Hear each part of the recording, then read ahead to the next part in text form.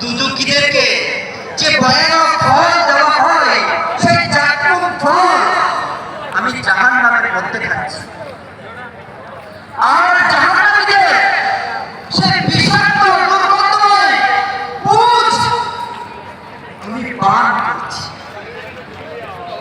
এই কল্পনার পর আমি আমার নফসের কাছে জিজ্ঞাসা করলাম, আমি আমার আত্মার কাছে জিজ্ঞাসা করলাম, বলো তোমার কি চাই? এই জাহান্নামের শাস্তি না এর থেকে মুক্তি? আত্মা আমাকে বলল,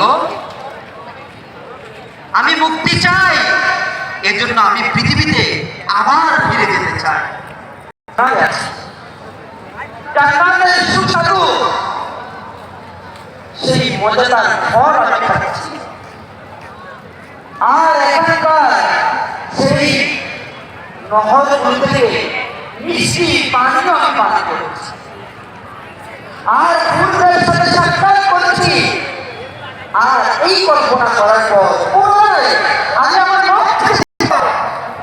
নেক আমল নিয়ে আমি জান্নাতে চলে আসবো, আর জান্নাতের ভালো এই নিয়ামত সমূহ আমি ভোগ করতে পারবো। এবার আমি আমার নফসকে বললাম, বর্তমানে তোমার সুযোগ রয়েছে, এখন তোমাকে নিজেই নির্ধারণ করতে হবে যে তুমি নিজেকে সংশোধন করে কোথায় নিবে, জান্নাতে যাবে নাকি বিপদগামী জাহান্নামে যাবে। প্লিজ আমরা একটু দিলের কান লাগিয়ে শ্রবণ। আল্লাহ ওয়ালাদের ফিকির কেমন ছিল, আল্লাহ আমাদের নেক বান্দাদের চিন্তা ভাবনা কেমন ছিল। হ্যাঁ, পক্ষান্তরে আমরা বিভিন্ন কল্পনা করি, আমরা বিভিন্ন কল্পনার মধ্যে নিজের ভবিষ্যতের কথা চিন্তা করি।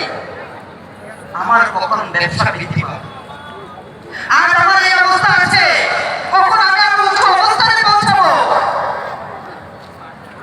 আমার সম্পদ আরো কিভাবে বৃদ্ধি পাবে, আমার ভবিষ্যতে বিল্ডিং কিভাবে তৈরি হবে।